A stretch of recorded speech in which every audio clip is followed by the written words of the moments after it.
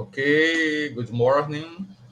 Ladies and gentlemen, it's my pleasure to introduce you to Marcos Resende.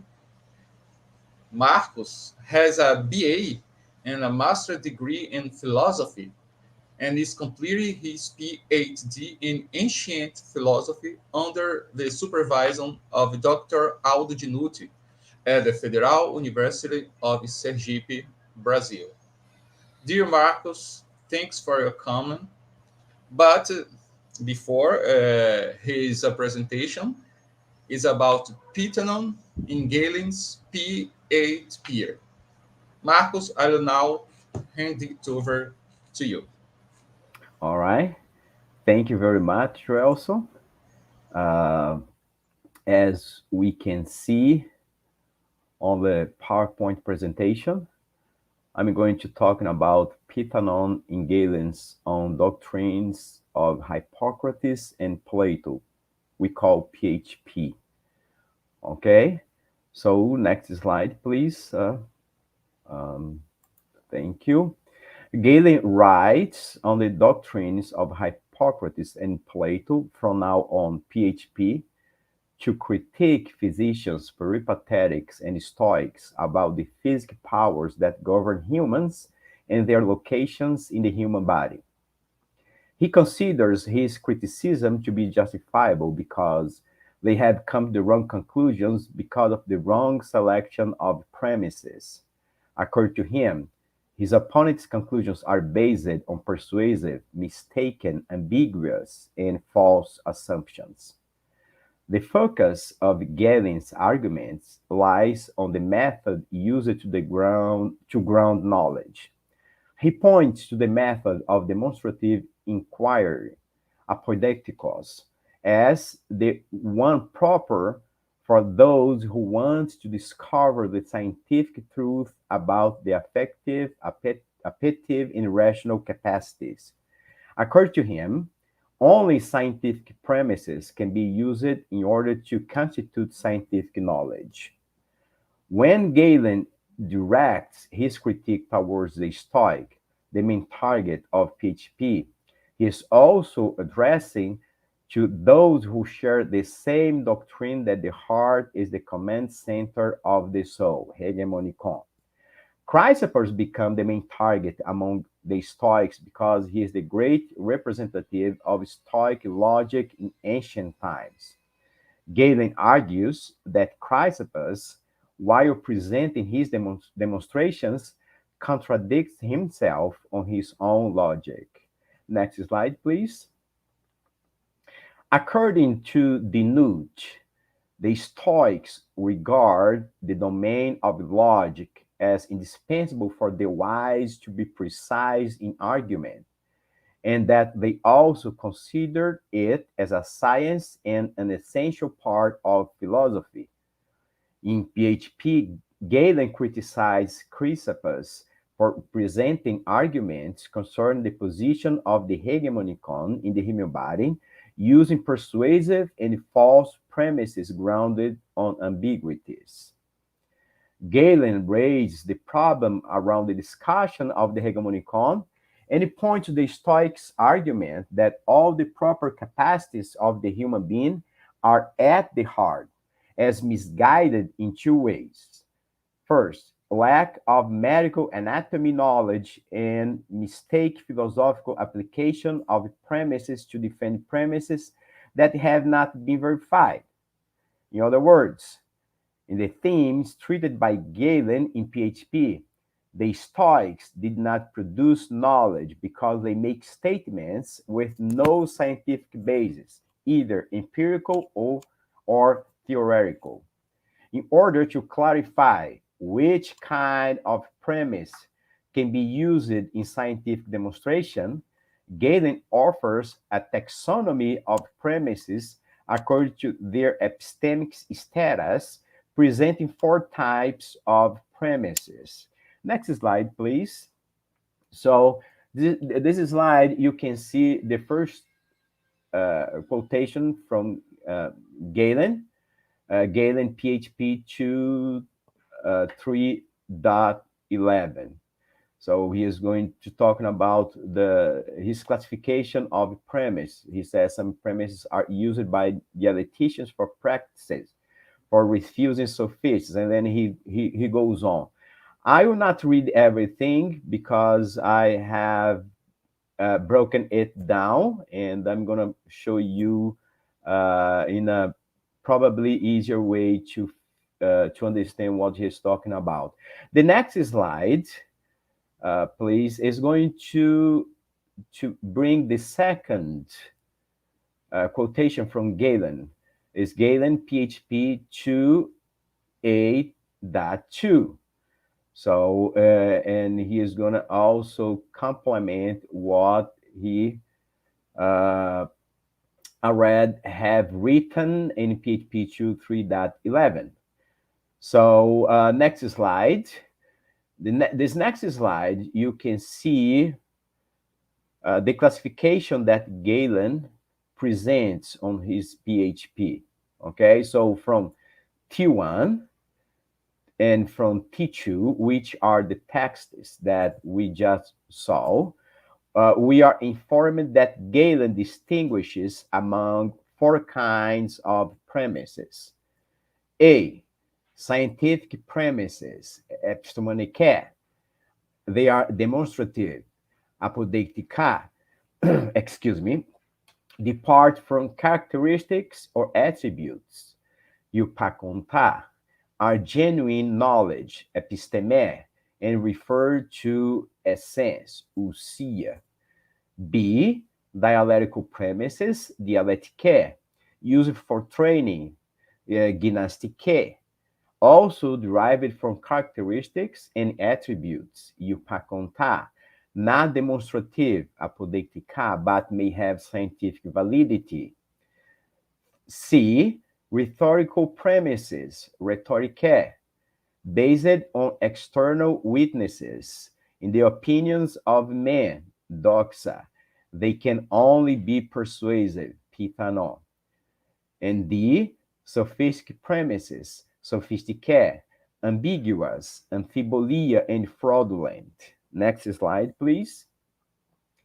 This research proposed to address the rhetorical premise that Galen classifies as Pithanon, persuasive, and relates it to speculative philosophy, especially with Chrysippus' defense of his thesis about the hegemonicon as seated in the heart. Pithanon and related occur in PHP at least 42 times. Galen was also familiar with the use of Pithanon by leading Stoic exponents.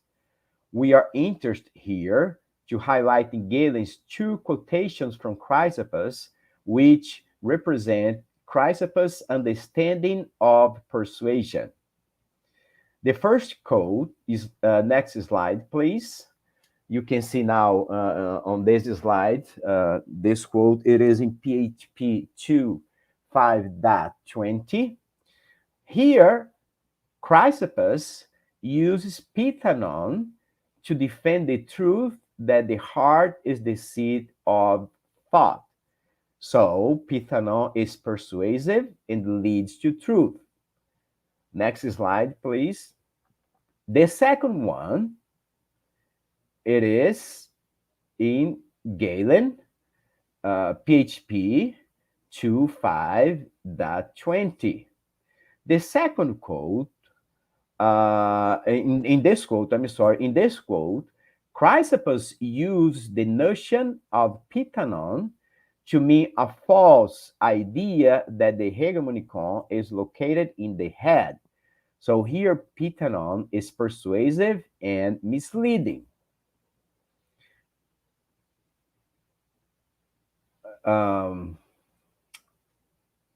Next slide, please. Okay. Thank you. The question we ask now is, how can Pithanon in Chrysippus, according to Galen's record in PHP, mean a persuasive argument that leads to truth or a persuasive argument that leads to error. We can find a good lead in Plutarch at SR 1036E, a fragment from On Lives, where Chrysippus discusses the exposition not only of opposed arguments, but also of the Pithanon on both sides, the Stillman. Next slide, please. This is the quotation from Plutarch, and he starts saying the opposite arguments and the persuasiveness on opposite side. So, next slide, please. Tillman affirms that sadly has already presented a more correct perspective of Pithanon in the early Stoics and in Chrysippus, untying from the perspective linked to Carneades' scepticism. The support for this more correct perspective of Pithanon is presented in Sextus Empiricus, and it has the following presentation. That which is true and appears true, that is, Pithanon in the sense of obvious or convincing. That which is false but appears true, in the way in which false argument can be called convincing. That which is common to both truth and falsity. Next slide. According to Tillman, Chrysippus connects Pithanon with knowledge, catalepsis, and this link points to another Pithanon function as a truth that has not yet been established or has not yet been presented in this way, but it prepares the ground for the mind to receive it. Is Tillman referring to the Chrysipian Pithanon as an evident truth that leads to a non-evident truth? Examples: if there is smoke, there is fire. If the woman produces milk, he has given birth. So, Tillman's theory is that the methodological procedure used by Chrysippus is a Stoic procedure, according to Sextus' records. But his proposition does not explain why exists only one quotation in PHP that presents the Chrysipian Pithanon as persuasive and leads to truth. It is also not clear that Plutarch's quotation supports this concept. If Chrysippus is referring to a Stoic procedure, then what Galen proposed is the replacement of the Stoic dialectical methodological procedure, which Galen reduces to a rhetorical approach, by the scientific method that does not support Pithanon premises as capable of presenting evidence that credits the validity of a dialectical conclusion. The method proposed by Galen requires experience to support assumptions that can be validated as truth. Next slide, please. Chiaradonna says that, according to Galen's classification, Chrysippus can at most provide persuasive arguments without in any way attaining truth. Galen reclassifies the Chrysipian Pithanon as a rhetorical procedure that seeks common sense evidence, external testimonies, and poets, which has no demonstrative value. Next slide, the last slide. Finally, Galen's quotations of the Chrysipian Pithanon is a truth-inducing or error-inducing premise if we accept Tillman's thesis that this Pithanon was part of the Stoic dialectical methodology, indicates that Galen was a profound expert of the Stoic philosophy, and that his critique is intended to solve both a medical and a philosophical problem with regard to the ruling part of the soul. One has to ask, does the classification of Galen's Pithanon premise mean an overcoming of the Chrysipian dialectical methodology? Advancing investigations should seek to answer this question. Okay, and that's the end of my presentation, Mr. Joelson. I hope I hope you all enjoyed it. Thank you very much for the opportunity. I think your microphone is off, Joelson. Thank you, Mark. Uh, a very good presentation. Let me check the chat. No, we have no question for a while. Okay, but I have one question, but just a commentary. Uh, you said at the beginning of your presentation, Galen said the Stoics don't produce scientific premises. But Galen has an example, the locate of the heart of the mind in the heart.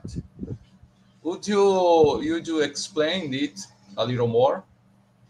Well, the whole discussion in the PHP, it is about the location of the hegemonicon. Okay, the Stoics defend that the hegemonicon is located in the heart.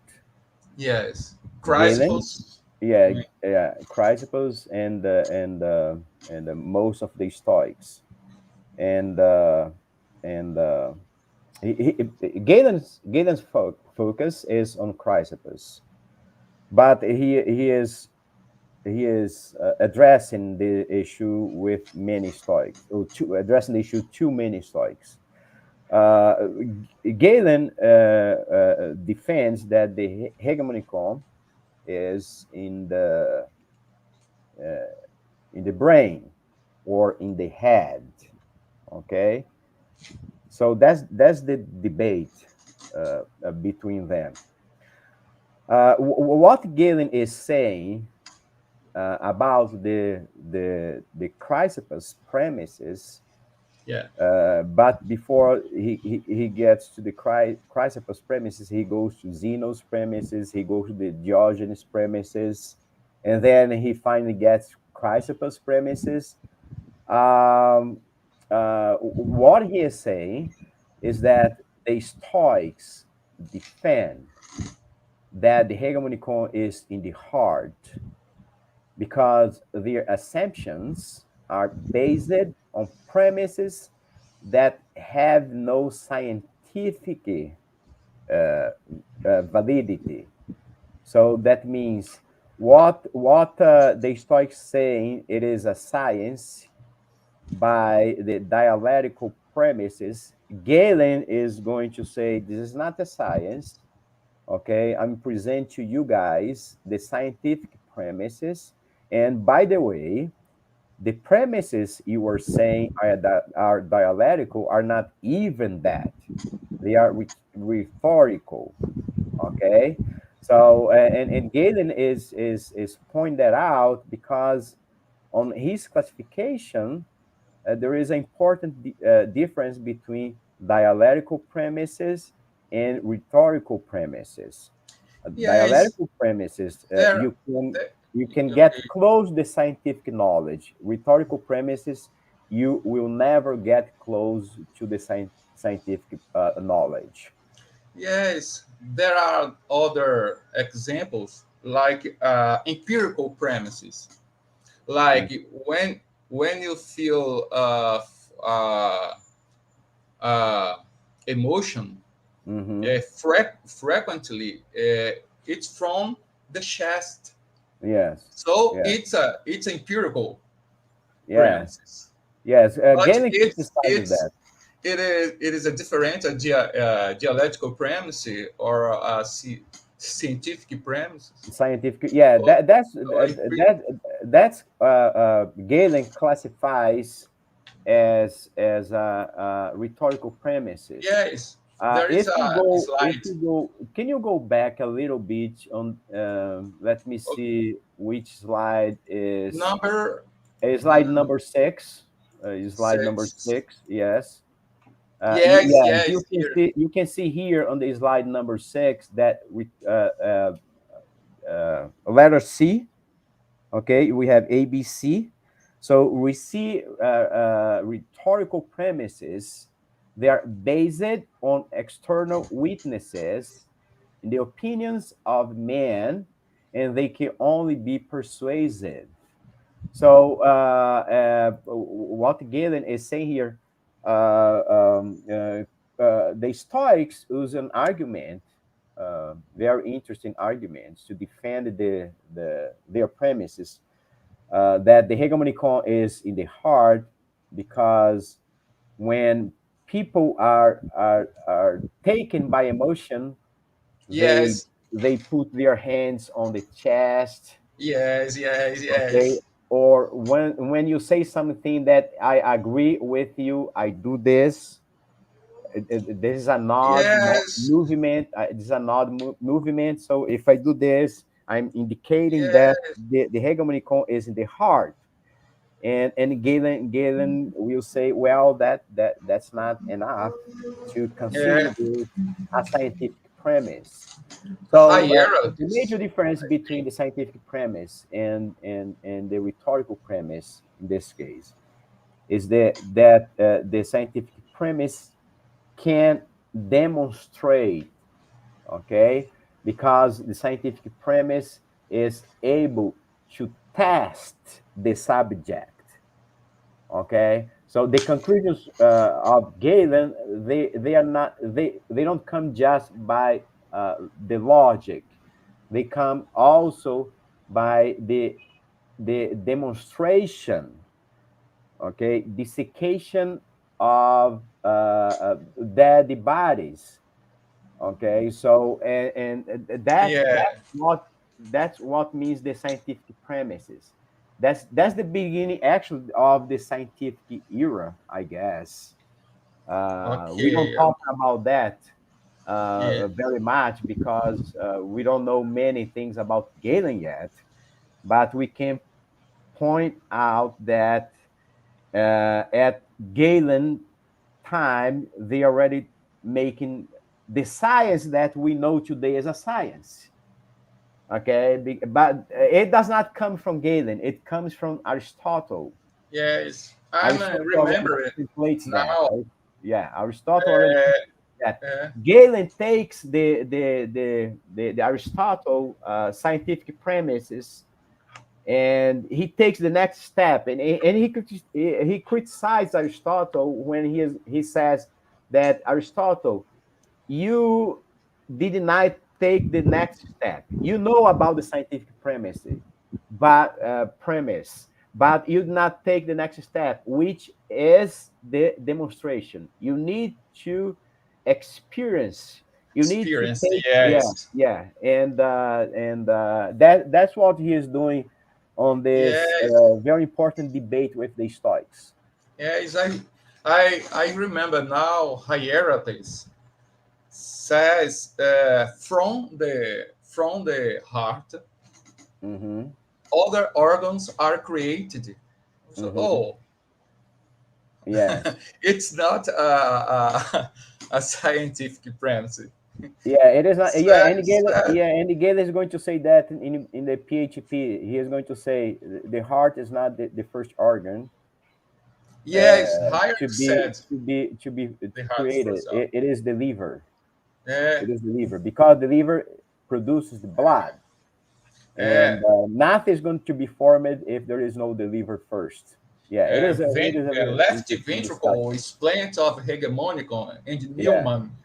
Uh, yeah, okay, we have a question, Aldo Dinucci. okay, yeah, Let me put on the screen for you.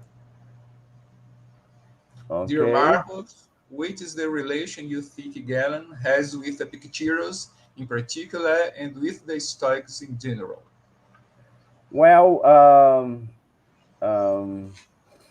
I'm not sure about this discussion about the hegemony coin, it is a very sensitive topic, um, because Galen is differentiate himself from the Stoic regarding the location of the hegemonicon, and I don't know exactly what is the understanding of Epictetus on this, but what we know is that Galen had written a book about Epictetus.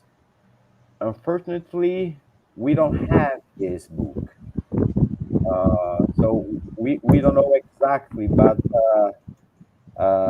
we can find some links between Epictetus and Galen that probably go beyond the subject we are talking about here right now.